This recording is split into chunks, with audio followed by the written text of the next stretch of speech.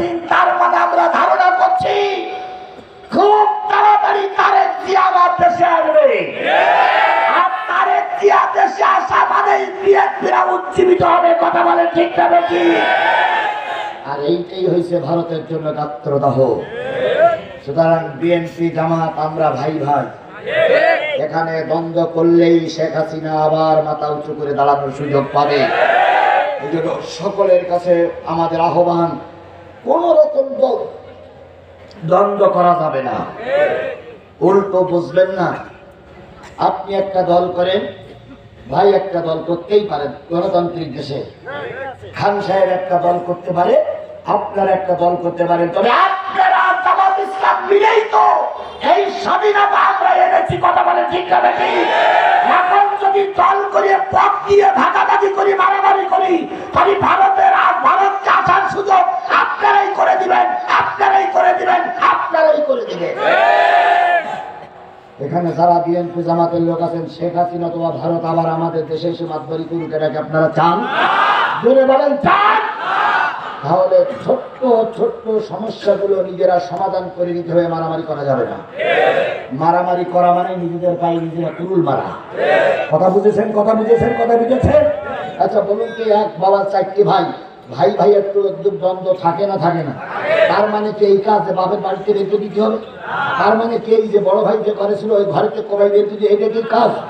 তাহলে আমরা জামাত বিএনপি এখানে থাকতে গেলে টুকটাক 19-20 হতেই পারে, কিন্তু সেই 19-20কে কেন্দ্র করে কাউকে ছোট করা, কাউকে বড় করা, কাউকে অপমান করা নিয়ত করলে আল্লাহর আদালতে আপনার পরিফল দেওয়া লাগবে। যদি বোঝেন তো বুঝলেন, আর না বুঝলেন তো কচু। বলেন তো, কুকুরের লেজের যদি কুকুরের লেজে 7.5 মণ ঘি টানা হয়, এইবার টেনে ছেড়ে দিলে কুকুরের লেজ দেখা হয় না সোজা হয়? আওয়ামী লীগের যতই আপনি 7.5 মণ তেল মাখান, ওরা যে দেশের শত্রু এর ভিতরে কোনো সন্দেহ নাই। সুতরাং ওদের ঘি মাখাইয়ে লাভ নাই। এখন 3.5 ফাঁসির লাঠির প্রয়োজন।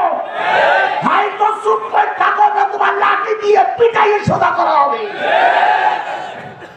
আল্লাহর কসম, ইতিমধ্যে যত স্বৈরাচার পালিয়ে গেছে, কোন স্বৈরাচার ফিরে এসে রাজনীতি করতে পারেনি। এই স্বৈরাচার শেখ হাসিনাকে আমাদের দেশে আর কখনো ফিরে আসতে দেওয়া হবে না। হ্যাঁ, তাকে আনা হবে, বিমানের চাকায় রেখে ঝুলাই নিয়ে আসা হবে। বিমানের চাকায় কোমরে দড়ি বিন্দু ঝুলিয়ে নিয়ে আসা হবে। যতগুলো দেশের বদলাবে সবাই বলবে যে স্বৈরাচারে নিয়ে যাচ্ছে, এই নিয়ে ট্রাইব্যুনালে বিচার করা হবে। আল্লামা নেজামীরের যে কায়দায় ফাঁসিকে ঝুলিয়েছে, আব্দুল কাদের মোল্লারেরা ফাঁসিকে ঝুলিয়েছে, হেফাজতের আলেমদেরকে লাইন নিভাইয়ে মৃত্যুর কোলে ঠেলে দিয়েছে।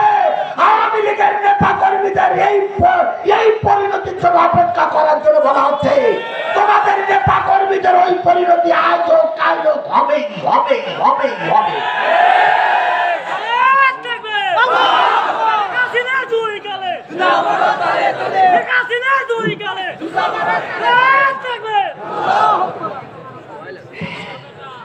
এগুলো আপনাদের মহব্বতের কথা, কিন্তু সব কথা না বলাই ভালো।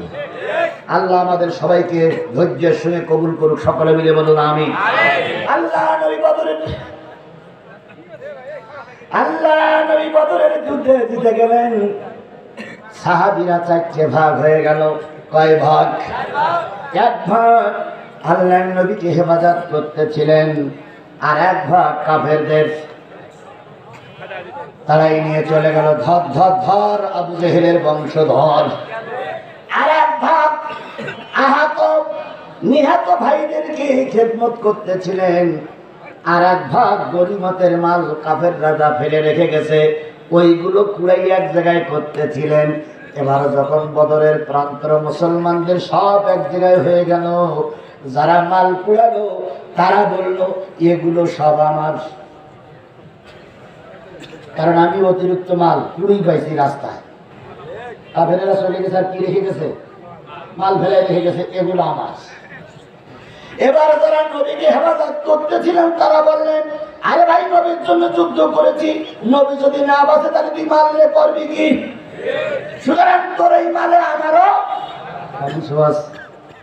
আর একজন বলতেছিল আমার আহত ভাই বদরের প্রান্তরে কাঁদতেছে, তার পানি খাওয়াইছি, তার সেবা করেছি, তাকে ধরে নিয়ে ডাক্তার কবিরাজি করেছি, সুতরাং এই মালে আমার ভাগ আছে।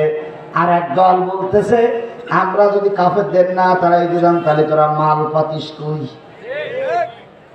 চারি দল যখন ভাগ হয়ে গেল, নবীর দরবারে চারি দল যে বলতেছি ইয়া রাসূলুল্লাহ আমরা কি গনিমতের মালে অংশ পাবো না? আল্লাহ রাব্বুল আলামিন ওদের প্রশ্নের উত্তর দিয়ে বললেন ইয়াসআলুনাকা আনিল আনফাল